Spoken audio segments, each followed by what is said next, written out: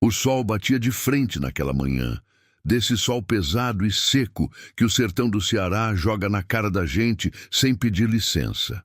Everaldo Souza, 52 anos, estava com o treminhão encostado no acostamento da BR-412, num trecho de reta comprida, perto de Poço Fundo, uma cidadezinha de interior que a maioria dos motoristas de estrada passava sem sequer olhar a placa. Tinha parado ali 15 minutos antes para calibrar os pneus no posto do seu Zaqueu, um homenzão gordo e simpático que sempre tinha um café coado grosso para quem chegasse cedo. Everaldo bebeu o café em pé, encostado no paralama do caminhão, ouvindo o frentista falar sobre o tempo que não dava sinal de chuva havia semanas, sobre as rachaduras no chão das plantações dos vizinhos, sobre o açude que estava seco já de agosto. Conversas de sertão, do tipo que não tem início nem fim marcado, só existem enquanto o tempo e a vontade deixam.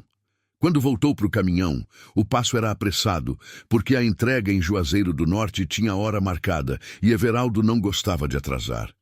Nunca tinha atrasado uma entrega em 23 anos de estrada. Era uma questão de orgulho, daqueles silenciosos, que não se fala em voz alta, mas que molda cada decisão. Mas aí ele viu.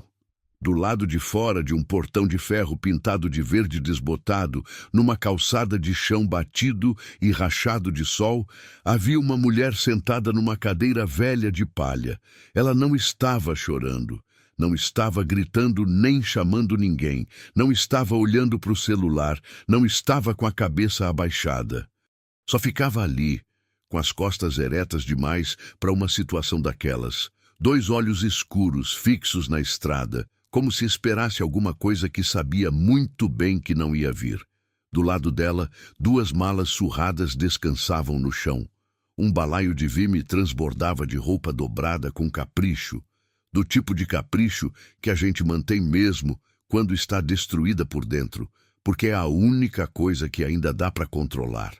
O rosto era de uma pessoa que já tinha visto demais na vida. Conservado, bem feito de traço, com aquelas marcas finas que o tempo deixa em quem viveu de verdade e não só passou pelos anos. Tinha uns 60 anos carregados com uma dignidade que nenhuma situação tinha conseguido tirar ainda. Mas o olhar era pesado de um jeito que Everaldo sentiu bater no estômago antes mesmo de entender por quê. Ele passou devagar com o treminhão. Olhou para o espelho retrovisor e viu a mulher encolhendo na distância, pequena demais no meio daquele sol imenso. Voltou a olhar para frente. O ponteiro do painel marcava a temperatura do motor. O rádio tocava uma música de viola que ele nem estava ouvindo de verdade.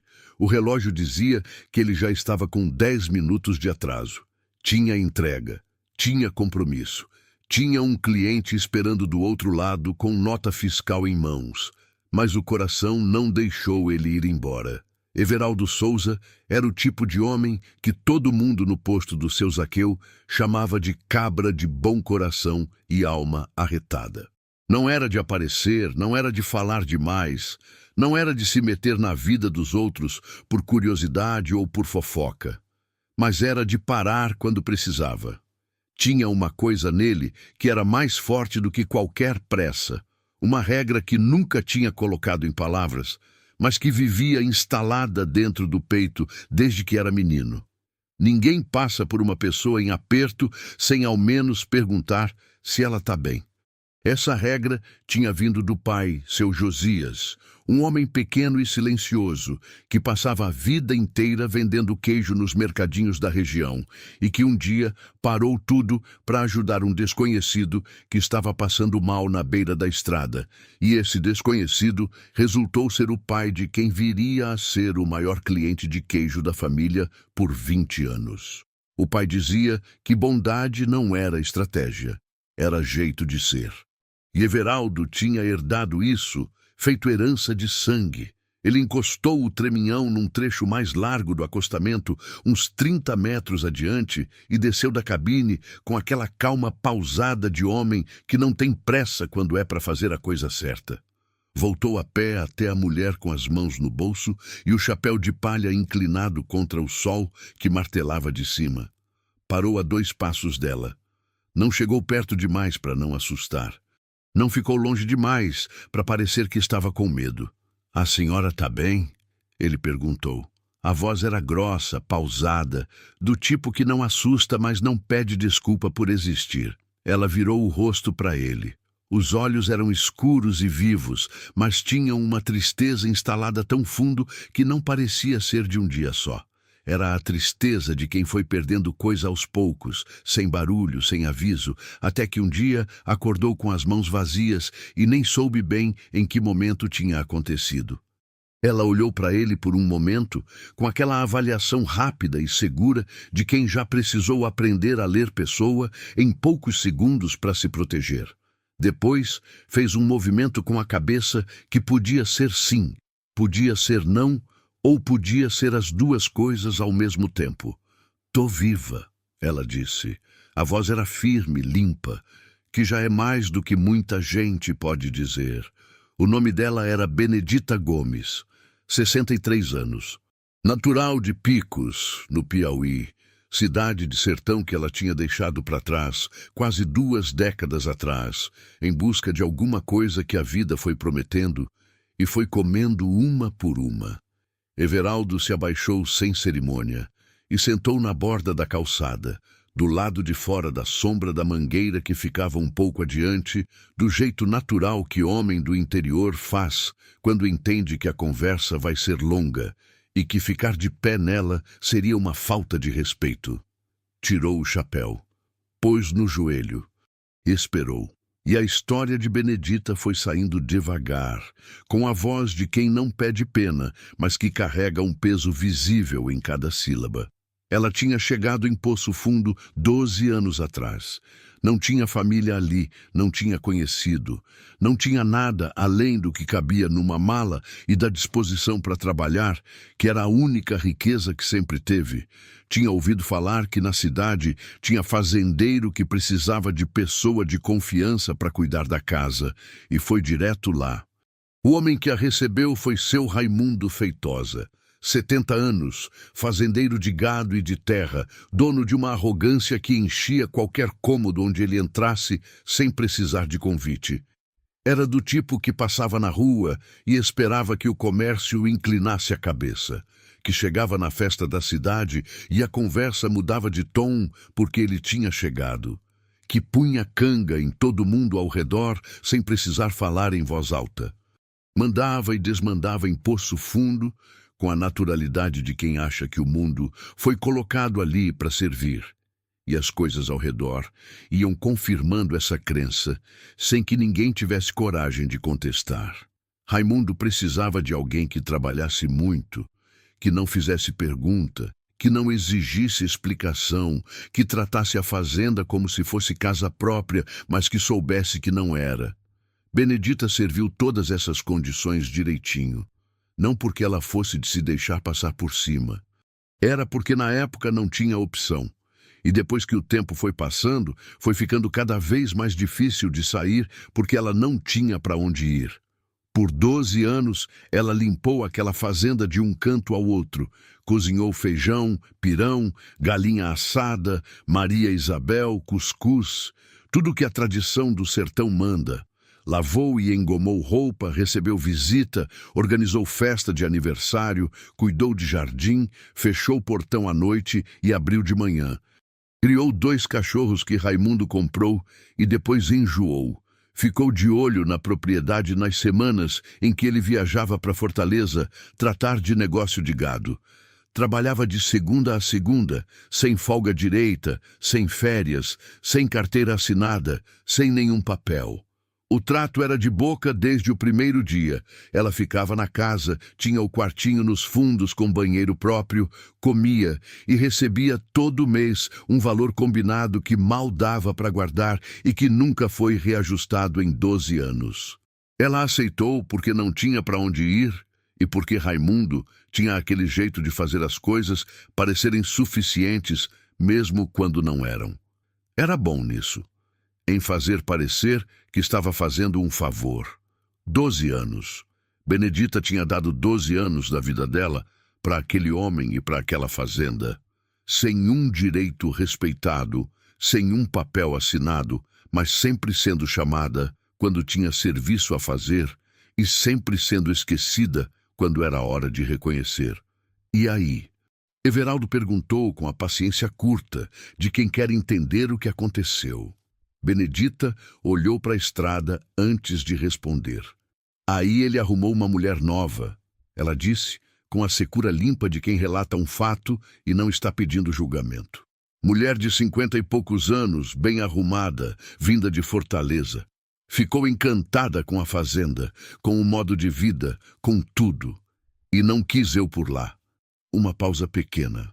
Aí ele me chamou uma manhã antes do café e disse que eu podia arrumar minhas coisas, sem uma satisfação sequer, sem uma explicação. Disse que tinha me dado teto e comida por 12 anos e que isso já era mais do que qualquer pagamento. Que eu já devia estar agradecida. A raiva que subiu em Everaldo foi daquelas quietas que não explodem, mas ficam queimando por dentro, feito brasa que foi jogada de lado, mas continua acesa. Ele segurou. Não era hora de raiva. Era hora de ouvir até o fim. E o hotel das cidades? Ele perguntou. A senhora tentou? Benedita soltou um ar devagar pelo nariz. Fui no único hotel. O dono disse que não tinha quarto. Fui em 2 pensões.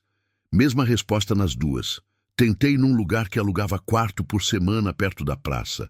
A dona me atendeu pela janela e disse que estava cheio. Ela parou por um instante. Aí uma mulher que vende acarajé ali na esquina da rua principal me chamou de lado, com discrição, e me disse baixinho que seu Raimundo tinha passado em cada lugar antes de eu sair da fazenda. Tinha mandado recado que não era para me aceitar em hipótese nenhuma. Disse que eu era pessoa de problema, que tinha confusão comigo, que o nome dela ia ficar sujo se me recebesse. Ela olhou diretamente para ele quando terminou. Os olhos não pediam compaixão. Só contavam. Não sou pessoa de problema nenhum, ela disse. Só sou pessoa inconveniente para ele agora. Everaldo ficou quieto por um momento, olhando para o chão de terra batida à frente. Uma formiga carregava um pedaço de alguma coisa 3 vezes maior do que ela mesma, atravessando a calçada devagar, mas sem parar. Ele olhou para aquela formiga por uns segundos, como se fosse a coisa mais importante que tinha visto naquele dia. Depois levantou os olhos para Benedita. A senhora vai comigo, ele disse. Não foi pergunta. Foi afirmação, do tipo que não espera discussão porque a decisão já foi tomada. Benedita olhou para ele com aquela desconfiança honesta de mulher que aprendeu da pior forma que gentileza de estranho tem quase sempre um custo embutido. Os olhos dela foram de cima a baixo, avaliando o chapéu de palha surrado, as mãos grossas e calejadas de quem trabalha com as 2, as calças de brim com a poeira da estrada na barra, o jeito calmo e sem ansiedade de quem não estava tentando provar nada nem convencer ninguém. O senhor nem me conhece, ela disse com a voz direta que era a marca dela. Conheço o suficiente, Everaldo respondeu sem rodeio. A senhora está na rua por culpa de homens sem caráter. Isso é tudo que eu preciso saber para tomar essa decisão. Ela ficou parada por um momento sem dizer nada. Olhou para o portão de ferro verde que estava fechado atrás dela, aquele que por 12 anos tinha sido a entrada da única vida que ela tinha construído naquela cidade. Fechado agora com aquela indiferença definitiva de porta que não vai mais abrir. Depois olhou para as 2 malas no chão, com aquele forro desgastado que ela mesma tinha remendado mais de uma vez. Depois olhou para o treminhão lá na frente no acostamento, grande e quieto como um animal descansando. Levantou da cadeira com o cansaço que não é só do corpo. Era o cansaço de quem carregou coisa pesada por muito tempo e finalmente chegou num ponto onde tem que parar. Everaldo pegou as 2 malas sem perguntar nem esperar que ela oferecesse. Eram pesadas, cheias de tudo que ela tinha no mundo. Carregou uma em cada mão até o baú do treminhão e acomodou com cuidado, do jeito que caminhoneiro aprende a organizar carga para não machucar o que é frágil. Abriu a porta da cabine e ficou esperando do lado sem pressa. Benedita subiu sem dizer mais nada. O caminhão pegou a estrada. A hora da entrega já tinha passado, mas Everaldo não olhou para o relógio. Por um longo tempo, nenhum dos dois falou. O sertão ia passando do lado de fora, seco e amplo, com aquelas árvores tortas de caatinga que teimam em viver onde quase nada consegue sobreviver. A luz do sol batia diferente já perto do meio-dia, deixando tudo num tom dourado e pesado que fazia a paisagem parecer pintada por alguém que só conhecia aquele lugar. Everaldo ligou o rádio num volume baixo, uma música de viola que sumia no ar quente. Dentro da cabine, cheirava a couro velho, a café esfriado e ao perfume suave de sabonete de girassol que vinha de Benedita. Nenhum dos dois forçou conversa, e havia nesse silêncio uma qualidade estranha, daquelas que raramente existem entre dois estranhos. Era o silêncio de pessoas que já decidiram alguma coisa sem precisar falar sobre isso ainda. Foi Benedita quem quebrou o silêncio. A voz tinha mudado de tom, ficado mais cuidadosa, mais pesada. Eu tenho um envelope. Everaldo olhou de lado para ela sem tirar as mãos do volante. Que envelope? Ela foi devagar. Disse que quando arrumou as malas às pressas naquela manhã, um envelope tinha caído do forro de um armário antigo do corredor da fazenda. Aquele armário de madeira escura que ficava perto da entrada e que Raimundo nunca deixava ninguém abrir. Nunca deixava ela limpar por dentro. O envelope estava enfiado fundo no forro, com a boca voltada para dentro, daquele jeito que é claramente de quem guardou escondido e foi esquecendo que guardou. Ela tinha aberto achando que era algum papel da casa que precisava ser devolvido. Pensou que fossem documentos antigos da propriedade, conta de água de outro tempo, algo assim. Não era. Ela abriu a bolsa que segurava no colo com as duas mãos juntas e tirou o envelope. Amarelado, grosso, com um lacre que já estava frouxo de anos. Segurou com os dedos abertos, com aquele cuidado de quem aprendeu a ter respeito por coisa que não entende bem, mas sente que é sério. Tem papel de terra lá dentro, ela disse. Muita coisa escrita que eu não entendo direito. Muita data, muitos nomes. Mas eu sei ler suficiente para entender o que bate e o que não bate. E aqui tem muita coisa que não bate. Ela olhou para o caminhoneiro. Tem terra registrada no nome de família que foi embora da região mais de 20 anos atrás. E o papel de transferência para Raimundo está assinado com a data de depois que essa família já tinha ido embora. Coisa que não pode ser. O silêncio que veio depois disso era diferente de todos os outros silêncios da viagem. Everaldo não respondeu logo. Tirou o pé do acelerador devagar, como se precisasse de menos velocidade para processar o que tinha ouvido. Entendia de estrada, entendia de motor, de carga, de distância entre ponto e ponto. Não entendia de cartório, de registro, de lei de terra, mas entendia de uma coisa que qualquer pessoa entende. Quando um homem guarda papel escondido no forro de armário trancado durante anos, é porque aquele papel tem poder suficiente para fazer estrago se cair nas mãos erradas ou nas mãos certas. A senhora guardou esse envelope com segurança? Ele perguntou com uma firmeza que era nova na voz. Tá dentro da bolsa, ela respondeu. Não tirei de perto desde que saí de lá. Continua assim. Ele disse devagar, com aquele tom que não é ordem, mas que não é sugestão. E não comenta isso com ninguém. Ninguém mesmo. Nem para parecer conversa de nada. O caminhão continuou na estrada. O sertão continuava igual do lado de fora. O sol, igual. A poeira, igual. Mas dentro da cabine do treminhão, alguma coisa tinha mudado de vez, como quando a gente percebe que o caminho que tomou não tem mais volta conveniente. Lá atrás, em Poço Fundo, a cadeira velha de palha ainda estava do lado de fora do portão verde, esquecida na calçada como se esperasse alguém que não ia mais voltar. E dentro da fazenda, no corredor de madeira escura, seu Raimundo Feitosa estava parado em frente ao armário aberto.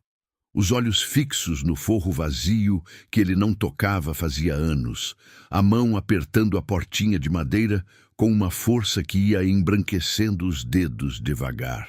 O envelope tinha sumido e ele sabia exatamente o que estava dentro.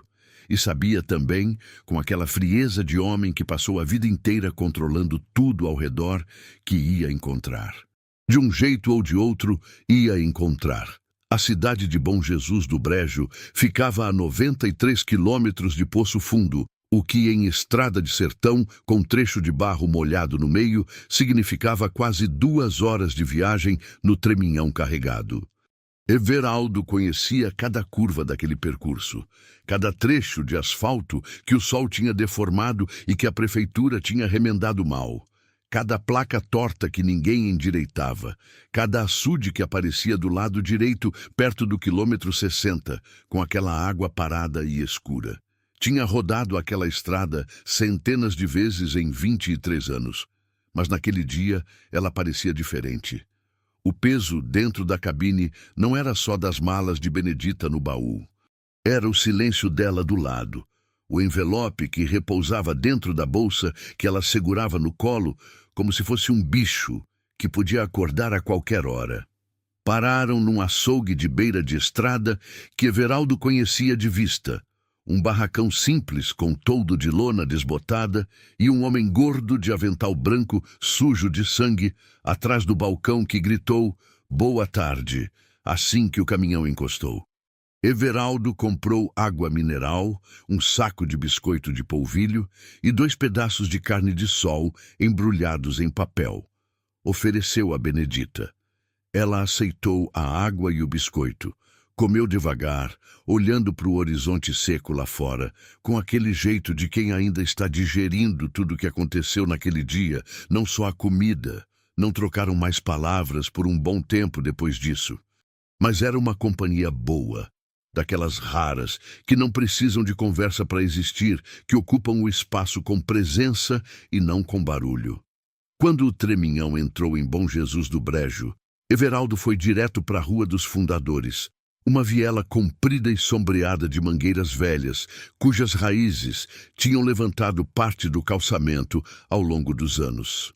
Parou o treminhão na frente de um sobrado simples, de parede com a pintura descascando em faixas, janela de madeira verde com a tinta gretada. Era a casa de Dona Arlene Vieira, 68 anos, que todo mundo na cidade chamava de Comadre Arlene. Não porque fosse comadre de todos, mas porque tinha aquele jeito de tratar todo mundo como se fosse parente. Ele tinha ligado para ela ainda na estrada, quando Benedita tinha fechado os olhos por uns minutos que pareciam mais exaustão do que sono. Dona Arlene era uma mulher de pouquíssima paciência e muito coração. Dona de uma quitanda pequena que ficava no térreo do sobrado, de onde vendia tudo que cabia em prateleira de chão ao teto. E devia a Everaldo um favor de anos que ela nunca tinha conseguido quitar. O filho dela, Valdemar, 38 anos, tinha dado problema sério com bebida numa época difícil e num dia de maio tinha ficado parado no meio da estrada entre 2 municípios, sem documento, sem condição, sem saber muito bem onde estava. Foi Everaldo que parou o treminhão ali, colocou o rapaz na cabine, levou ele até a cidade, ainda pagou a passagem de ônibus para ele chegar em casa e ligou para Dona Arlene avisando que o filho estava a caminho e que estava bem. Ela chorou no telefone por uns 10 minutos, sem conseguir parar. Nunca tinha esquecido. Quando Everaldo ligou aquele dia pedindo um quarto, ela não hesitou nem um segundo. Manda ela, tem o quarto vago nos fundos. Benedita desceu do caminhão com o balaio no braço e olhou para o sobrado, com aquela expressão de quem está calculando o que deve e o que não deve, e se sentindo mal dos 2 lados. Dona Arlene já estava na porta, uma mulherzinha miúda de cabelo branco, preso num coque frouxo, avental xadrez azul e branco, olho esperto e rápido que avaliava tudo num segundo. "Entre, mulher", ela disse, abrindo passagem com o corpo.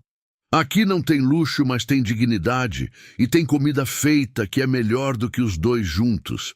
Benedita olhou para Everaldo antes de entrar. Havia algo no rosto dela que ele não soube nomear naquele momento.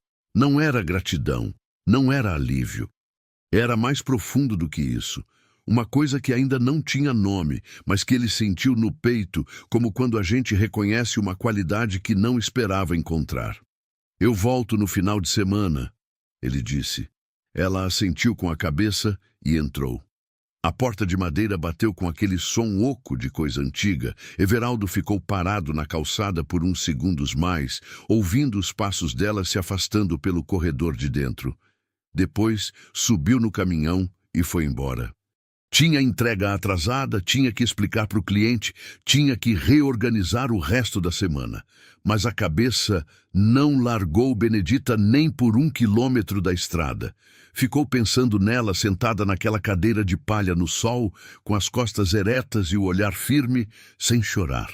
Ficou pensando no envelope dentro da bolsa.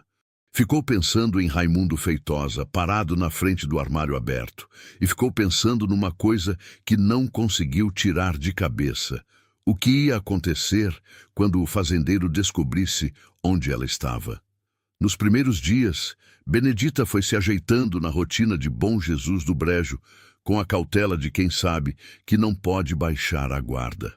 Acordava cedo, porque a vida inteira tinha acordado cedo, e o corpo não sabia fazer diferente.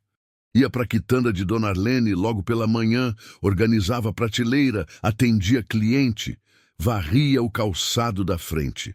Fazia as coisas com aquele capricho que era a marca dela, aquele cuidado com detalhe que vem de quem foi ensinada a vida inteira que o trabalho mal feito é pior do que o trabalho não feito. Dona Arlene ficava de longe vendo e não dizia nada, mas o olho aprovava. À tarde, Benedita ficava no quartinho dos fundos que tinha uma janelinha dando para o quintal, cheio de bananeira e goiabeira.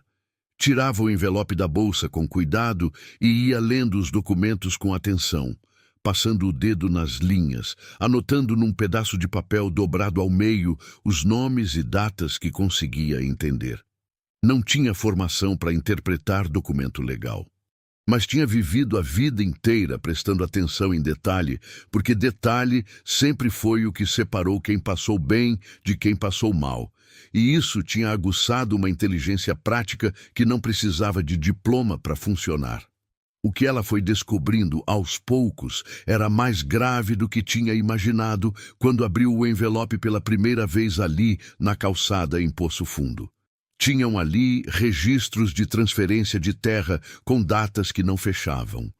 Assinaturas que pareciam da mesma mão em papéis que deveriam ter sido assinados em lugares e datas diferentes. Nomes de proprietários originais que, segundo um papel datilografado e amarelado junto com os outros, tinham se mudado para Fortaleza lá pelos anos 90. E uma sequência de documentos que passavam as terras para o nome de Raimundo Feitosa de uma maneira que tinha um cheiro de coisa feita no escuro, dessas que ficam guardadas por muitos anos, porque ninguém vai mexer nelas enquanto ninguém perguntar. Mais de 800 hectares ela foi entendendo pela extensão descrita. Terra boa, de pastagem, de criação. No final da primeira semana, Everaldo chegou como tinha prometido. Numa tarde de sábado, com o treminhão já descarregado e lavado, trazendo na mão uma sacola de supermercado com queijo de coalho embrulhado no plástico, uma rapadura partida ao meio e uma garrafinha de suco de caju industrializado que tinha comprado num posto de gasolina, porque era o que tinha. Sentaram na saleta de Dona Arlene, os três, em volta de uma mesinha de fórmica com toalha de crochê. O ventilador de teto girava devagar. Cheirava a comida feita de horas atrás e a cera de piso. Benedita foi mostrando o que tinha entendido. Falou com aquela organização de quem passou a semana pensando antes de abrir a boca. Explicou os nomes, as datas, o que não batia, o que parecia errado mesmo sem entender de lei. Everaldo ouviu tudo, sem interromper uma vez. Quando ela terminou, Ele ficou em silêncio por um momento, olhando para o envelope que estava em cima da mesa, fechado de novo. A senhora guardou bem esse envelope essa semana inteira? Ele perguntou. Dormia com ele do lado. Ela respondeu simples. Dona Arlene, que tinha ficado escutando tudo com os braços cruzados no peito e a expressão de quem está calculando, falou pela primeira vez. E o que esse homem vai fazer quando descobrir que o envelope sumiu? E onde ela está? Já descobriu que sumiu? Everaldo disse com aquela certeza quieta que vinha de entender como pessoas assim funcionam. Só não sabe ainda onde ela está. Mas é questão de tempo. O silêncio que caiu ali pesava diferente do silêncio de antes. Dona Arlene descruzou os braços e foi buscar água na cozinha sem dizer mais nada, porque era o tipo de mulher que processa coisa difícil com as mãos ocupadas. Benedita olhou para as próprias mãos na mesa. Everaldo olhou para ela. A senhora se arrepende de ter subido no caminhão? Ele perguntou. A voz tinha aquela franqueza direta que não rodeava, porque não via motivo para rodear. Ela demorou um instante. Quando falou, foi olhando para a janela do lado de fora, onde o fim de tarde ia deixando o céu de um laranja queimado. Me arrependo de muita coisa na vida, ela disse. Mas disso não. Na segunda semana, o que Everaldo tinha previsto aconteceu com a precisão de quem conhece esse tipo de homem. Chegaram em Bom Jesus do Brejo 2 estranhos que ninguém conhecia, bem apresentados demais para aquela cidade pequena, de camisa passada e sapato que não era de andar em estrada. Foram de mercadinho em mercadinho, de fiteiro em fiteiro, de ponto de ônibus em ponto de ônibus, fazendo perguntas do jeito disfarçado de quem finge que é casual, mas está buscando coisa específica. Descreviam uma mulher de uns 60 e tantos anos, cabelo escuro, que pudesse ter chegado recentemente na cidade. Descreviam Benedita sem usar o nome. Gente de fora fazendo pergunta estranha em cidade pequena chama a atenção de um jeito que nenhum deles esperava. Em menos de 2 horas, metade do centro estava sabendo que 2 homens desconhecidos andavam curiosos pelos bairros. E foi Genilson, 15 anos, filho da vizinha de Dona Arlene, que vendia geladinho numa caixinha de isopor por cada rua do bairro, e que conhecia Everaldo de vista, porque o caminhoneiro sempre parava para comprar cajá gelado quando passava por ali. Quem deu fé primeiro.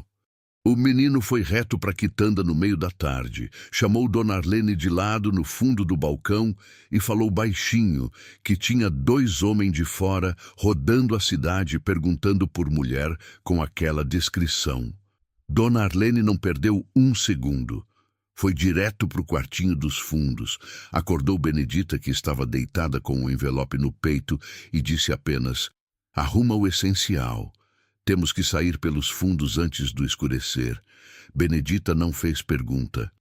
Pegou o balaio, enfiou o envelope lá dentro, colocou uma troca de roupa por cima e saiu pela porta dos fundos que dava para o quintal, depois para o beco comprido que corria paralelo à Rua dos Fundadores. Dona Arlene foi na frente, que conhecia cada pedra daquele beco desde os 12 anos de idade. Everaldo foi avisado por Dona Arlene no celular quando estava em Iguatu, 140 quilômetros de distância. Jogou o treminhão na estrada e foi em direção a Bom Jesus do Brejo, tão rápido quanto a carga ia deixar. Enquanto isso, Dona Arlene levou Benedita para casa de uma prima, Dona Fátima, 65 anos, que morava num bairro de casas baixas do outro lado da cidade, num pedaço que os forasteiros ainda não tinham alcançado. Quando Everaldo chegou, já era noite fechada. A rua de Dona Fátima estava quieta, só o som de um aparelho de televisão vazando pelo portão entreaberto de uma casa vizinha e os sapos que cantavam num terreno vazio do lado. Benedita estava sentada na cozinha de Dona Fátima, tomando um chá de erva cidreira com as mãos em volta do copo morno. Não estava bem, mas estava inteira. Tinha aquela tensão nos ombros de quem passou o dia inteiro se preparando para coisa ruim, e a coisa ruim quase chegou. Eu devia ter te tirado de Bom Jesus antes, Everaldo disse, sentando do lado dela na cadeira que Dona Fátima tinha deixado ali. Você veio assim que soube, ela respondeu. É o suficiente. Aquela noite os dois ficaram acordados até tarde na cozinha de Dona Fátima, conversando baixinho enquanto a dona da casa dormia no quarto do fundo. Era a primeira vez que ficavam assim, sem a urgência de se mover, sem destino imediato, sem o barulho do motor embaixo dos pés. E por isso foi a primeira vez que a conversa foi além do necessário. Everaldo falou. Não muito, porque não era de falar muito. Mas falou o suficiente. Disse que tinha sido casado, que a mulher tinha ido embora quando ele tinha 42 anos, que ela não aguentou a estrada, a distância, as semanas sozinha em casa esperando. Disse que depois disso ele tinha ficado em movimento porque movimento era o jeito de não sentir o vazio, que a estrada virou o jeito dele de fugir dos problemas, e que quando não tinha problema para fugir, ele criava a distância dentro de si mesmo. Benedita ouviu sem interromper. Quando ele terminou, ficou quieta por um momento, com os olhos no copo do chá que já tinha esfriado. Homem que foge da dor, acaba encontrando ela em todo lugar, ela disse devagar. Porque a dor não fica esperando na mesma esquina, ela aprende o caminho. Ele não respondeu, mas aquela frase ficou nele, instalada fundo, como espinho que a gente não consegue tirar de uma vez, mas que vai trabalhar por baixo até sair do jeito que tem que sair.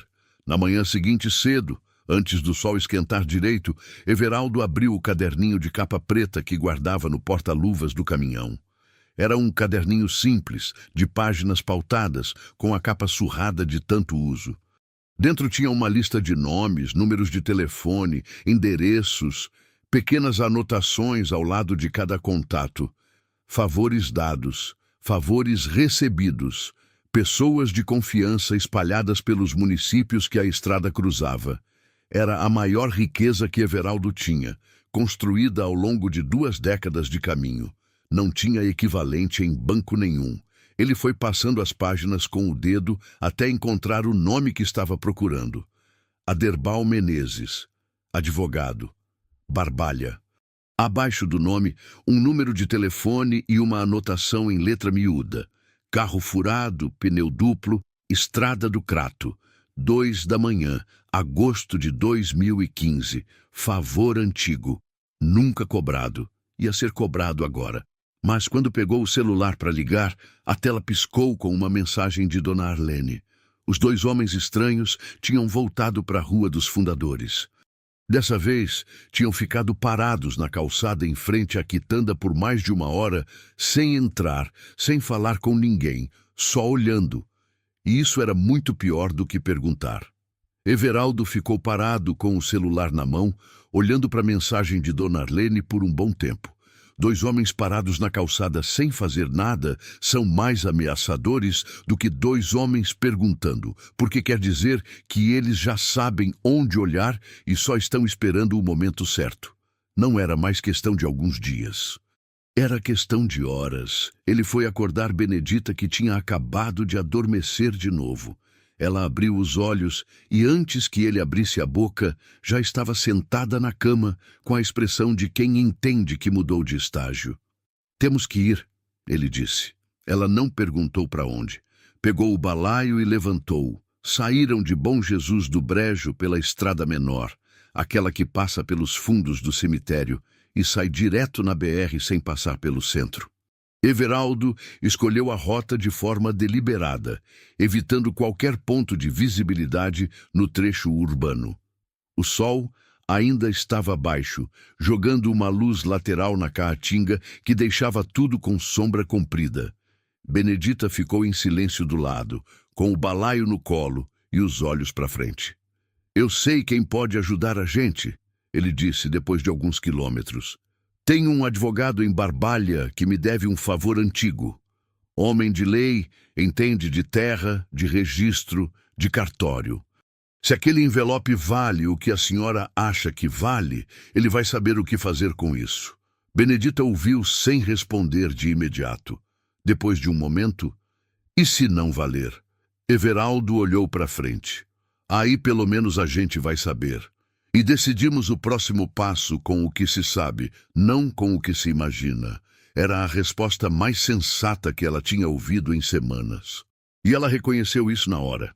O escritório de Aderbal Menezes ficava no segundo andar de um prédio de esquina no centro de Barbalha, com uma janela de vidro que dava para a praça principal e que deixava entrar uma luz boa de manhã. Era um espaço simples, mas arrumado, com 2 estantes lotadas de livro encapado, uma mesa de madeira escura e larga, cadeiras de couro que tinham visto muita história sentada nelas, e um ventilador de teto que girava devagar sem apressar o ar. Cheirava a papel velho, misturado com café que devia ter passado horas atrás. Era o tipo de lugar que transmite seriedade sem precisar de placa ou de diploma na parede. Aderbal Menezes, 57 anos, era um homem alto e magro, com o cabelo quase todo branco preso num corte curto e olhos pequenos e muito atentos, atrás de um par de óculos de armação fina. Tinha o jeito de quem escolhe cada palavra antes de soltar, de quem ouve mais do que fala e de quem aprendeu a ler gente tanto quanto aprendeu a ler lei. Quando Everaldo tinha ligado na véspera, ele tinha ficado em silêncio por uns segundos, depois de ouvir o resumo da situação. E depois disse apenas: traz os documentos pessoalmente, sem mandar nada por mensagem, sem tirar foto. Era a confirmação de que sabia o peso do assunto. Recebeu os dois com uma sobriedade cordial, apertou a mão de Everaldo com firmeza, inclinou levemente a cabeça para Benedita e indicou as cadeiras com um gesto. Ofereceu café, que veio numa xícara pequena e preta servida por uma assistente jovem que sumiu sem fazer barulho. Quando se instalaram, Aderbal pôs as mãos sobre a mesa e olhou para Benedita diretamente. Me conta o que aconteceu com suas palavras, ele disse. Desde o começo, Benedita contou. Era uma mulher que sabia narrar com precisão, sem deixar enfeitar demais e sem deixar faltar o essencial. Contou os 12 anos na fazenda, a saída, o envelope encontrado, o que tinha entendido ao longo da semana lendo os documentos, os homens que tinham aparecido em Bom Jesus do Brejo. Aderbal ouviu tudo sem interromper, com aquela atenção quieta de quem está guardando cada detalhe. Quando ela terminou, ele estendeu a mão. Posso ver? Ela tirou o envelope do balaio e colocou na mão dele com cuidado, como quem entrega coisa que sabe que tem valor, mas ainda não sabe bem qual. Aderbal pegou com as 2 mãos, abriu com cuidado, tirou os documentos e começou a ler. O silêncio que se instalou no escritório era o tipo que tem peso. Everaldo ficou com os braços cruzados na cadeira, quieto. Benedita ficou olhando para a janela, onde a praça lá embaixo tinha uma feira pequena montada, com barraca de tempero e barraca de roupa e crianças correndo. Demorou perto de 1 hora. Aderbal virou cada página com cuidado, segurou alguns papéis contra a luz da janela, fez algumas anotações pequenas num bloco ao lado, tomou o café que tinha esfriado sem perceber. Quando terminou de ler tudo, pôs os documentos em ordem, os devolveu ao envelope e olhou para os dois com uma expressão que era séria, mas não era de pânico. Isso aqui tem problema real, ele disse com aquela voz calma que tornava as coisas mais pesadas, não menos. Há registro de transferência de propriedade com inconsistência de data e de assinatura. A família Albuquerque, que aparece como vendedora original nesse documento, se mudou para Fortaleza em 1993, segundo consta em registros que eu posso checar. Mas a data de assinatura dessa transferência é de 96, 3 anos depois de eles terem ido embora. Então é falso, Everaldo disse. É inconsistente. Aderbal corrigiu com precisão de advogado. Bah, para provar falsificação, precisa de perícia específica, que compara caligrafia, analisa papel, verifica a autenticidade de cartório. Mas só a inconsistência de data já é base suficiente para questionar o registro e iniciar investigação. Ele pausou. São mais de 800 hectares de terra envolvidos. Benedita fechou os olhos por um segundo. E o que isso significa para mim? Ela perguntou. Para minha situação, Aderbal inclinou o corpo levemente para frente. Significa que a senhora é testemunha relevante de duas coisas distintas. Primeira, do padrão de comportamento de Raimundo Feitosa como empregador, que vai sustentar um processo trabalhista pelos 12 anos de vínculo sem registro. Segunda, da existência e da localização desse envelope, que vai ser central se esse registro de terra for contestado. A senhora esteve lá, virou por 12 anos e pode testemunhar sobre o armário, sobre os documentos, sobre o que viu e ouviu. Benedita ficou quieta. Então fez a pergunta que estava engolindo desde que saiu de Poço Fundo. Eu tenho algum papel que prove que eu trabalhei lá? Silêncio. Era a pergunta mais difícil. 12 anos de trabalho sem nada assinado, sem carteira, sem recibo, sem contrato de boca com testemunha. O único rastro que existia era na memória de gente da cidade, de cliente que tinha ido à fazenda, de fornecedor que tinha entregado coisa e visto ela lá. Mas memória de gente não vira prova em papel sem que a pessoa apareça e diga em voz alta: "Não tenho nada assinado." Ela disse. Aderbal assentiu com a cabeça, mas o rosto não cedeu. Tem testemunha? Alguém da cidade que possa confirmar formalmente que a senhora morava e trabalhava naquela fazenda? Benedita pensou. Havia gente em Poço Fundo que sabia disso de cor. O padeiro da cidade que entregava pão todo sábado de manhã. A mulher do açougue que conhecia o pedido dela de cor. O veterinário que tinha ido uma vez na fazenda quando um dos cachorros ficou doente. Havia pessoas, mas Poço Fundo era a cidade de Raimundo Feitosa. Gente que dependia daquela cidade para viver, que tinha conta a receber de alguém que o fazendeiro conhecia, que vendia para o mercado que ele frequentava, não ia querer se meter num processo contra ele. O custo era alto demais para quem não tinha nada a ganhar. Tem gente que sabe, ela disse, mas não sei se vão falar. Precisamos de uma que fale, Aderbal disse. Uma só, mas que apareça. Saíram do escritório com aquele peso que vem de ter mais clareza sobre o tamanho do problema, sem ter ainda a solução na mão. Na escada, Benedita ficou em silêncio. Na calçada, ficou em silêncio também. Foi só quando os dois já estavam no caminhão, com a porta fechada e o motor ligando, que ela falou. Ele vai continuar mandando gente atrás de mim enquanto eu tiver com esse envelope. Vai. Everaldo confirmou, sem enfeitar. Então não tem muito tempo. Não tem. Ela olhou pela janela para o prédio onde ficava o escritório de Aderbal. Depois olhou para as mãos. Eu tenho que depor, ela disse, mais para si mesma do que para ele, mesmo que seja risco. Porque se eu não depor, esse processo não anda e eu passo o resto da vida fugindo de homem que sabe que eu sei demais. Everaldo não respondeu de imediato. Saiu do estacionamento. Entrou no trânsito calmo de Barbalha, dobrou numa rua que subia levemente em direção à saída da cidade. Depois disse, a senhora passou 12 anos dentro daquela fazenda sem direito nenhum. Aparecer uma vez num fórum para falar a verdade não vai ser pior do que isso. Ela ficou quieta por um momento. Depois fez um som baixo que era quase um riso. Daquele tipo que não tem alegria, mas tem reconhecimento. Você fala isso como se fosse fácil. Não é fácil, ele disse. Mas a senhora já fez coisa difícil antes. E fez sozinha. Agora não está sozinha. Havia alguma coisa nessa última frase que ela deixou pousar dentro dela, sem afastar. Nas semanas seguintes, Everaldo arrumou um quarto de pensão em Barbalha para Benedita ficar, perto do escritório de Aderbal, para facilitar o contato. Era um quartinho simples, mas limpo, no segundo andar de uma casa que a dona alugava 3 cômodos, com banheiro compartilhado e café da manhã incluído. Everaldo pagou com o dinheiro da última entrega e não comentou sobre isso. Benedita reclamou uma vez que não era justo. Ele ignorou a reclamação com aquele silêncio de quem considerou o assunto encerrado. Aderbal foi trabalhando o que tinha.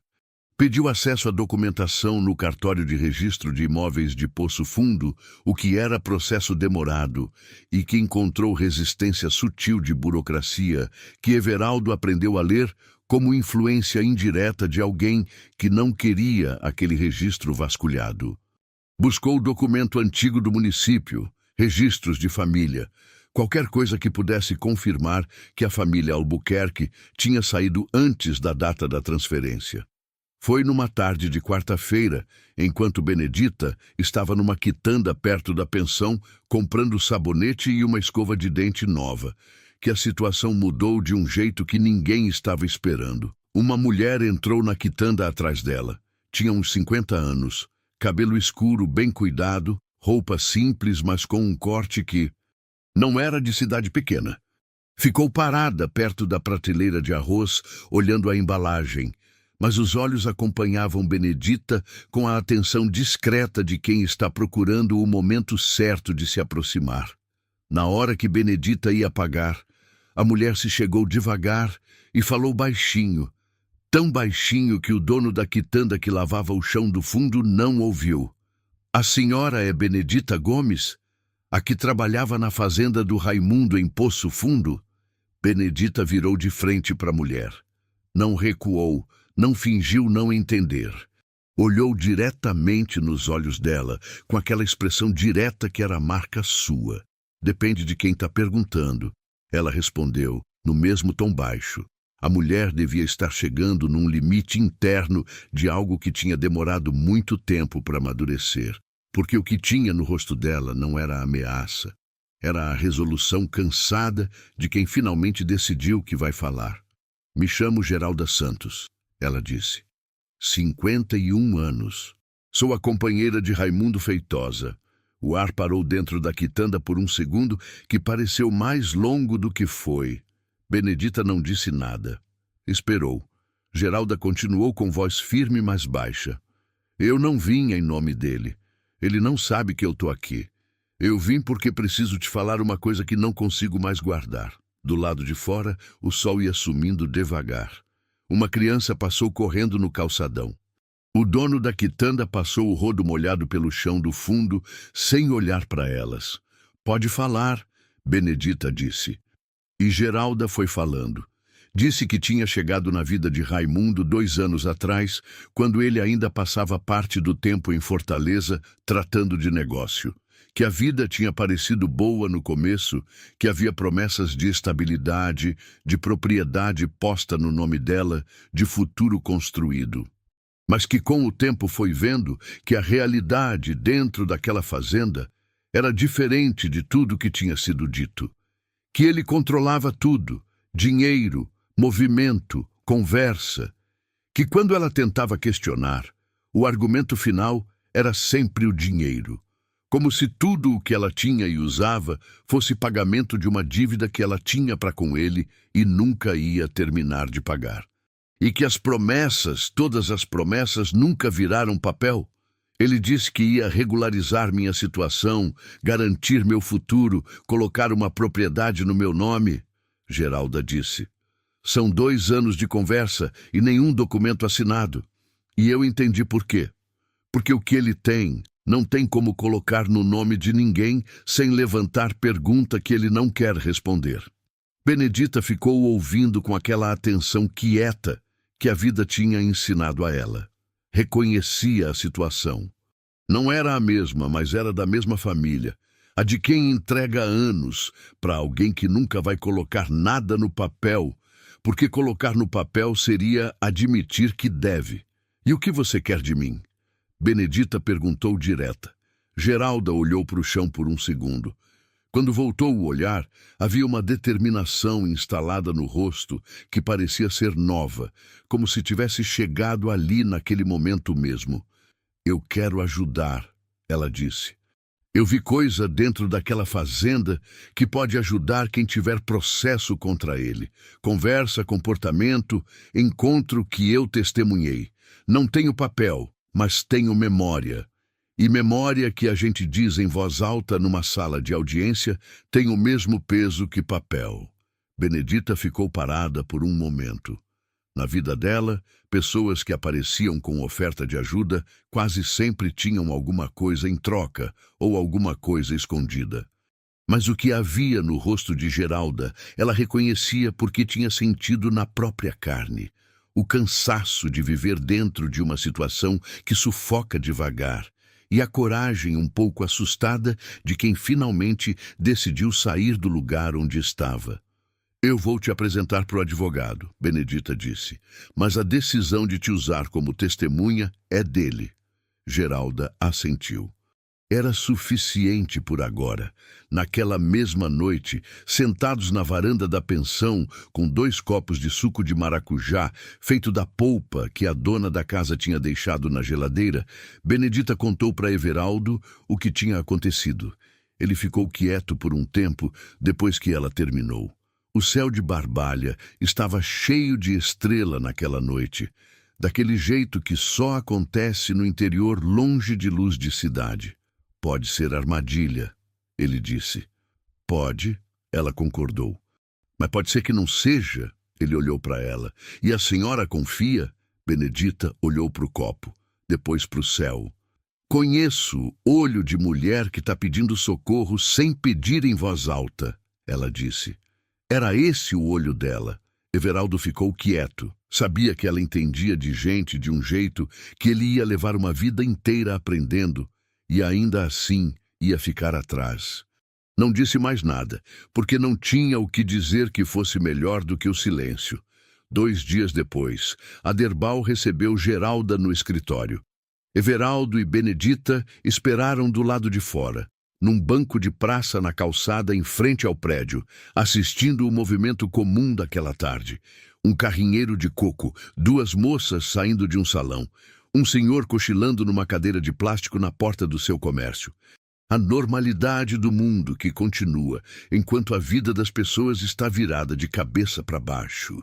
A reunião durou quase 2 horas. Quando Geralda saiu, o rosto dela estava sério, mas tinha alguma coisa diferente na postura. Mais leve, talvez. Como quando a gente larga um peso que carregou por tempo demais. Aderbal chamou Benedita e Everaldo para dentro. Ficaram de pé na frente da mesa enquanto ele se sentava e juntava as mãos. O testemunho dela ajuda, ele disse, sem rodeio. Confirma o padrão de comportamento, reforça os pontos dos documentos, dá contexto ao histórico dele. Não resolve tudo, mas abre espaço suficiente para avançar com o processo. Uma pausa. Mas ainda preciso da prova do vínculo trabalhista de Benedita. Sem prova do vínculo, a indenização dos 12 anos não anda. E a indenização é o que protege a senhora de verdade. Benedita assentiu devagar. E como a gente prova vínculo sem papel?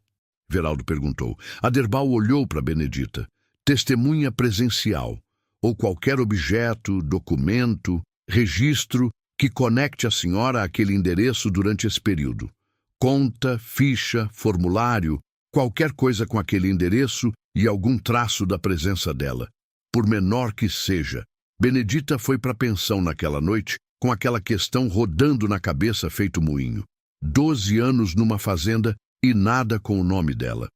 12 anos deixando rastro de trabalho por todo lado, mas sem rastro no papel. Ficou olhando para o teto por horas, listando mentalmente cada coisa que tinha feito, cada papel que tinha tocado, cada vez que tinha ido a algum lugar em nome da fazenda. E foi nessa madrugada de insônia que se lembrou, de um dia em que Raimundo tinha pedido para ela levar o cachorro mais novo ao veterinário, porque ele estava com uma tosse que não passava.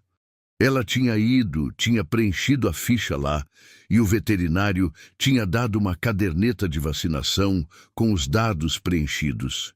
Raimundo tinha assinado como responsável pelo endereço da fazenda, porque a veterinária tinha pedido responsável, e ele estava no telefone à distância e disse que assinava qualquer coisa para resolver logo. Caderneta de vacinação de um cachorro chamado Farofa, com o endereço da fazenda, com a assinatura de Raimundo, e com a data de uma época que confirmava ela lá dentro. Benedita sentou na cama de uma vez com o coração acelerado. Só tinha um problema. A caderneta não estava com ela. Tinha ficado na fazenda. E quem podia saber onde estava essa caderneta era a mulher da recepção do veterinário de Poço Fundo, que Dona Arlene tinha mencionado uma vez de passagem numa conversa de quitanda que Benedita tinha ouvido, mas não tinha guardado o nome. Precisava de Dona Arlene. E Dona Arlene estava em Bom Jesus do Brejo, com 2 homens de Raimundo, de olho na frente da quitanda dela. Na manhã seguinte, antes do sol raiar, Benedita foi bater na porta do quarto de Everaldo na pensão. Ele abriu a porta ainda meio sonolento, cabelo bagunçado, camisa do trabalho amassada porque devia ter adormecido sem trocar. Quando ela falou o que tinha lembrado, os olhos dele abriram de vez. "Vou ligar para Dona Arlene", ele disse, pegando o celular da mesinha de cabeceira. Discou. Chamou de novo, 3ª vez, 4ª. Nada. Everaldo olhou para o celular na mão, depois olhou para Benedita. Dona Arlene era mulher de atender telefone a qualquer hora, sempre tinha sido. Era a pessoa que atendia em ligação de madrugada sem reclamar e perguntava o que precisava. Aquele silêncio no celular era errado, e os 2 sentiram isso ao mesmo tempo, sem precisar dizer em voz alta. Porque há tipos de silêncio que a gente aprende a reconhecer quando a vida já ensinou que nem todo silêncio é paz. O telefone de Dona Arlene ficou mudo por 2 dias inteiros. Everaldo tentou de manhã, tentou de tarde, tentou de noite. Nada. Mandou mensagem escrita. Nada. Pediu para o filho dela, Valdemar, que estava em Fortaleza, para ligar também. Valdemar tentou no dia seguinte e aí conseguiu, mas a voz que respondeu não era a voz normal de Dona Arlene. Era uma voz baixa, cuidadosa demais, que disse que estava bem, mas que o momento não era bom para conversar. Valdemar ficou com aquilo pesando no peito e ligou para Everaldo avisando. Aquilo confirmou o que Everaldo já suspeitava. Os homens que Raimundo tinha mandado tinham pressionado Dona Arlene de alguma forma. Não de jeito violento, porque ela não teria ficado quieta com isso. Não era do tipo. Mas de jeito que a fez entender que falar era arriscado.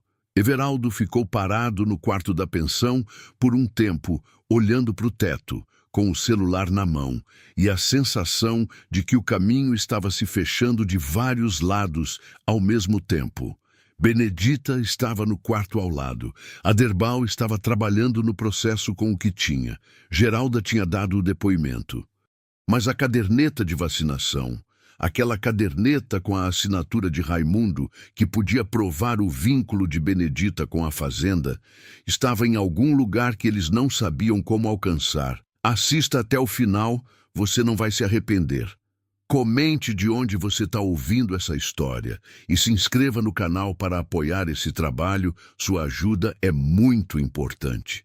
Foi então que aconteceu uma coisa que Everaldo não esperava e que mudou o rumo de tudo. Dona Arlene ligou, não para o celular dele. Ligou para o telefone fixo da pensão, que ele tinha deixado anotado em algum papel velho quando tinha ficado ali 1 ano antes. O dono da pensão chamou ele descendo a escada aos berros. Everaldo desceu os degraus de 2 em 2. A voz de Dona Arlene do outro lado era baixa, mas estava inteira. Disse que não podia falar pelo celular porque tinha ficado assustada com as perguntas que os homens tinham feito na porta da quitanda 2 dias atrás.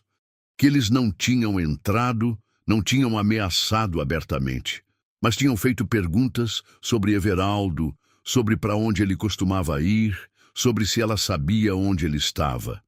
E que ela tinha ficado com medo porque entendia o que aquelas perguntas significavam, mesmo sem que ninguém precisasse explicar. Mas eu não falei nada, ela disse. Não falei onde vocês estão, não falei o nome da prima, não falei nada. Everaldo soltou um ar devagar. Eu sei, comadre, ele disse. Obrigado, uma pausa pequena. Mas eu preciso te falar uma coisa, Dona Arlene continuou. Uma coisa que eu fiz errado e que não consigo parar de pensar. O coração de Everaldo fechou levemente. Fala. Quando o homem dela apareceu aqui com os capangas pela primeira vez, lá no começo, quando eu ainda estava te ajudando em Bom Jesus do Brejo, eu fui fraca uma vez. Tive medo. Comentei com a vizinha do lado onde ela estava, a dona Neta da padaria. Não para ela fazer nada, foi um comentário que me escapou. Mas eu sei que a dona Neta tem a boca leve. Everaldo ficou quieto por um momento. Então, foi por isso que eles chegaram rápido demais naquela segunda vez. Ele disse mais para si mesmo. Eu sei, Dona Arlene disse, e a voz estava arrependida de um jeito que não era de desculpa fácil. Era de quem carrega aquilo. Por isso que eu tô ligando agora. Porque eu devia ter falado antes e não falei por vergonha. Mas tem uma coisa que eu guardo aqui que pode ajudar vocês e eu acho que agora é a hora de entregar. Que coisa? Uma caderneta de vacinação de cachorro. O silêncio no telefone durou uns 3 segundos que valeram por muito mais. Explica, Everaldo disse. Dona Arlene explicou.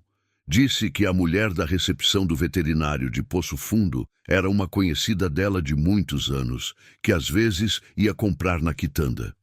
E que certa vez essa mulher tinha aparecido com a caderneta de vacinação de um cachorro que tinha ficado abandonada na recepção porque o dono tinha ido buscar e nunca voltou. Era de um cachorro chamado Farofa, da fazenda do Feitosa. A caderneta tinha o endereço da fazenda e a assinatura de Raimundo no campo do responsável. A mulher do veterinário tinha dado a caderneta para Dona Arlene com a ideia de mandar devolver quando cruzasse alguém que fosse para aquele lado. Dona Arlene tinha guardado numa gaveta e esquecido, e a caderneta estava lá até hoje. Eu não sabia que isso podia servir para alguma coisa, Dona Arlene disse. Só fui entender agora com tudo que está acontecendo. Everaldo fechou os olhos por um segundo. Comadre Arlene, essa caderneta pode ser a coisa mais importante que a gente tem agora. Então vem buscar. Ir a Bom Jesus do Brejo era risco. Os homens de Raimundo continuavam de olho por lá. Mas não ir era pior. Everaldo ficou calculando por um momento. Depois foi bater na porta de Benedita. Ela abriu já vestida, como se soubesse que ia precisar estar pronta. Ele contou tudo. Ela ouviu de pé, encostada na parede, sem interromper. No final, disse apenas, quando a gente vai? Agora, saíram ainda naquela manhã. Everaldo escolheu uma rota alternativa que entrava em Bom Jesus do Brejo, pela estrada da fazenda de criação, que saía direto no bairro dos Fundos, sem passar pelo centro. Levaram quase 3 horas, por causa de um trecho de terra batida, que a chuva da noite anterior tinha deixado molhado. Chegaram na Rua dos Fundadores pela entrada dos fundos do beco, que era o mesmo caminho que Benedita tinha usado quando tinha fugido da primeira vez. Dona Arlene abriu a porta dos fundos da quitanda sem fazer barulho. Abraçou Everaldo com aquela força de mulher pequena que carrega mais do que parece. Olhou para Benedita com os olhos marejados de um arrependimento que não precisou de palavra. Me perdoa, ela disse simplesmente. Benedita olhou para ela por um momento. Então, colocou a mão no ombro dela. Todo mundo tem medo, ela disse. O que importa é que você não ficou quieta até o fim. Dona Arlene foi buscar a caderneta na gaveta da cômoda do quarto dela. Era uma caderneta pequena, de capa azul desbotada, com as páginas um pouco amareladas. Tinha o nome Farofa, escrito em caneta preta na capa. Dentro, no campo responsável pela vacinação, estava o endereço completo da fazenda do Feitosa, e abaixo, com aquela letra grande e segura de homem acostumado a assinar, sem ler direito, o nome de Raimundo Feitosa. Era pouca coisa para olhar, mas nas mãos de Aderbal Menezes valia ouro. Saíram de Bom Jesus do Brejo com a mesma descrição com que tinham chegado. No caminho de volta para Barbalha, nenhum dos dois falou por um bom trecho. O céu estava nublado pela primeira vez em semanas, com aquela nuvem fechada que o sertão recebe de vez em quando, como se o céu estivesse pensando se vale a pena chover. Benedita ficou com a caderneta no colo, não no balaio. Na mão, como se precisasse sentir o peso dela. Aderbal ficou em silêncio por um momento quando viu a caderneta. Depois, olhou para Benedita com aquela expressão de quem está recalculando. Isso aqui sozinho não é prova conclusiva. Ele disse, honesto como sempre.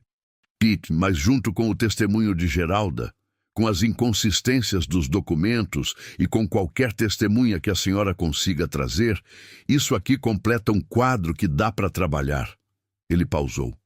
A gente vai entrar com os dois processos juntos, o trabalhista e o de contestação do registro de terra, separados, mas relacionados. O fazendeiro vai ter que responder pelos dois ao mesmo tempo. A notificação judicial chegou em Poço Fundo, numa segunda-feira de manhã, dia de feira na cidade. Everaldo ficou sabendo por Genilson, o menino do geladinho, que tinha um primo que morava em Poço Fundo e que ligou assim que viu. Disse que o oficial de cartório tinha chegado na fazenda do Feitosa com o papel na mão, que a notícia tinha corrido pela feira num instante porque alguém tinha visto o carro saindo de lá e perguntado para o funcionário da fazenda o que era, e que o funcionário tinha falado que o patrão tinha ficado furioso de um jeito que assustou até a galinha do quintal. Raimundo Feitosa tinha recebido a notificação na frente do seu próprio mundo e não podia fazer nada. Mas o que veio depois não foi alívio, foi o pior período da história.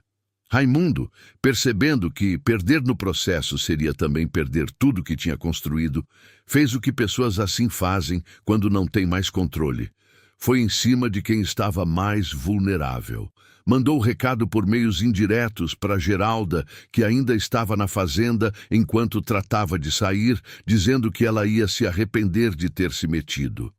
Geralda foi em pânico até o escritório de Aderbal, que a instruiu a sair imediatamente da fazenda e ir morar com uma irmã em Crato por enquanto, o que ela fez naquela mesma tarde com uma mala pequena e o coração na boca. Raimundo tentou pressionar o cartório de Poço Fundo para travar o acesso aos registros que Aderbal estava pedindo. O cartório resistiu porque a solicitação era legal e tinha protocolo, mas atrasou o processo por semanas com burocracia que não precisava existir. Everaldo perdeu 2 entregas naquele período porque precisava estar presente, e o dinheiro foi apertando de um jeito que ele nunca tinha deixado apertar antes. Não reclamou, mas Benedita percebeu, viu o jeito que ele olhava para o celular quando chegava a proposta de frete e que ele recusava porque estava preso em Barbalha. Viu o jeito que ele olhava para o caminhão parado no estacionamento da pensão com uma expressão que ela reconheceu, a de quem está longe do único lugar onde se sentiu em casa por muitos anos. Você devia ir, ela disse uma tarde, enquanto tomavam café na mesa da pensão. Não tem nada para fazer por hoje. Não é isso que estou dizendo, ela disse. Estou dizendo que você deveria ir fazer sua entrega. A vida não pode parar completamente. Ele olhou para ela. A minha vida não parou, ele disse. Só mudou de rota por um tempo. Ela ficou olhando para ele por um momento. Havia naquela frase algo que ela não estava preparada para receber e que recebeu da mesma forma, com aquele cuidado de quem sabe que a coisa é frágil e que segurar forte demais também pode machucar. O processo demorou mais 3 meses depois da notificação. 3 meses de audiência adiada por solicitação do advogado de Raimundo, de prazo estendido por burocracia, de espera que parecia projetada para desgastar. Benedita foi à audiência com Aderbal 2 vezes. Na primeira, o advogado de Raimundo tentou questionar a credibilidade dela como testemunha, com argumentos que a faziam parecer pessoa interessada demais no resultado. Aderbal rebateu ponto a ponto.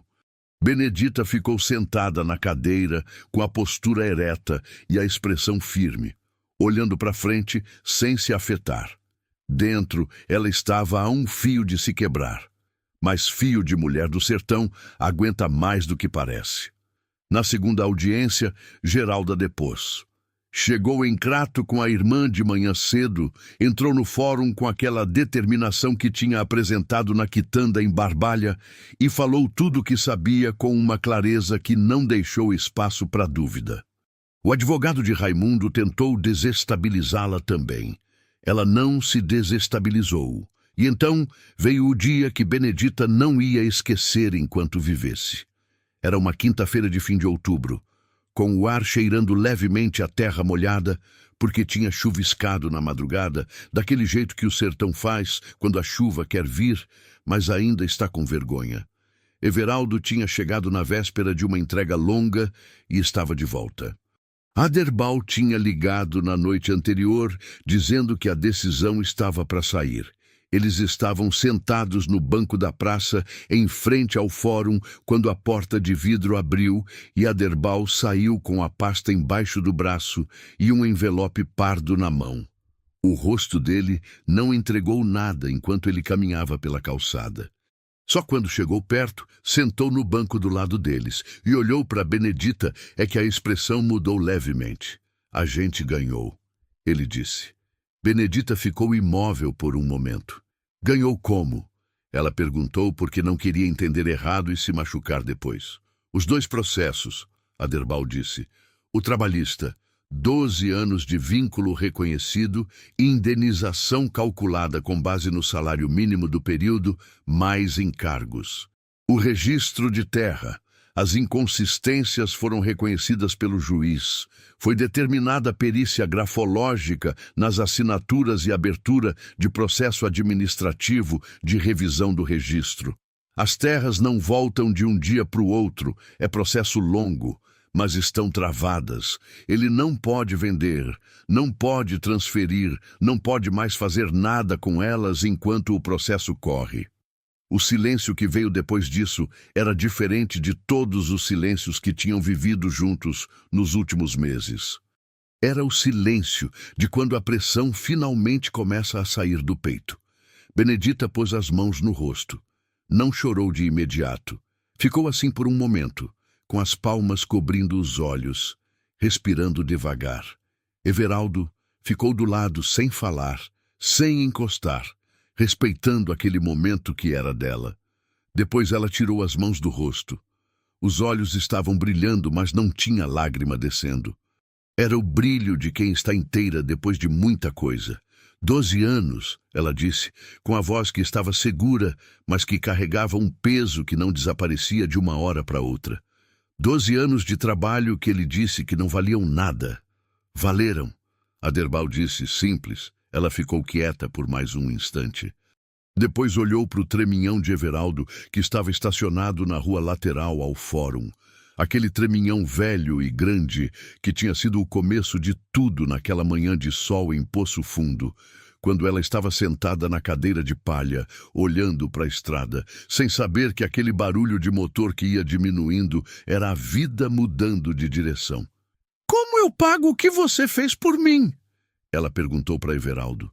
Ele ficou quieto por um momento. Depois olhou para ela com aquele jeito calado, que era a marca dele.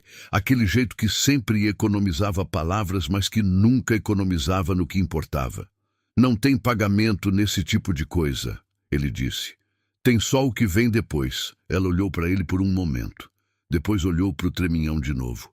"Para onde a gente vai?" ela perguntou. Everaldo se levantou do banco, foi até o caminhão, abriu a porta da cabine e ficou de pé ao lado esperando. Tinha aquele meio sorriso que ele raramente deixava aparecer, daqueles que ficam mais num canto da boca do que no outro, daqueles que dizem mais do que qualquer frase longa. "Para onde você quiser, vizinha", ele disse. Benedita ficou parada por um segundo, olhando para ele. Depois pegou o balaio, que ela nunca tinha deixado de carregar em todos esses meses, com o envelope que agora estava nas mãos de Aderbal e com tudo que era dela, e foi até o caminhão. Subiu. A estrada começou a passar do lado de fora. O sertão apareceu como sempre, seco e amplo, e cheio daquelas árvores tortas que insistem em viver. O sol estava alto e a caatinga brilhava com aquele dourado pesado de fim de outubro. Cheirava a couro velho e ao leve perfume de sabonete de girassol que Everaldo já tinha aprendido a reconhecer sem precisar olhar. Nenhum dos dois falou por um tempo. E era um silêncio bom, daqueles que existem entre pessoas que passaram por coisa difícil juntas e que não precisam mais explicar nada uma para a outra. Lá em Poço Fundo, seu Raimundo Feitosa estava no escritório da fazenda com o advogado dele, olhando para os papéis que confirmavam o que ele não queria acreditar. Como toda coisa construída em cima de injustiça acaba rachando. E Benedita Gomes, 63 anos, que tinha sido jogada na rua com 2 malas surradas e um balaio de roupa, e que tinha ficado sentada numa cadeira velha de palha, olhando para a estrada sem chorar, estava agora dentro de um treminhão velho que cheirava a viagem, ao lado de um homem que tinha parado quando não precisava parar, indo para onde quisesse ir. A estrada que antes era fuga tinha virado, pela primeira vez em muitos anos, um caminho que voltava para algum lugar que valia a pena chegar.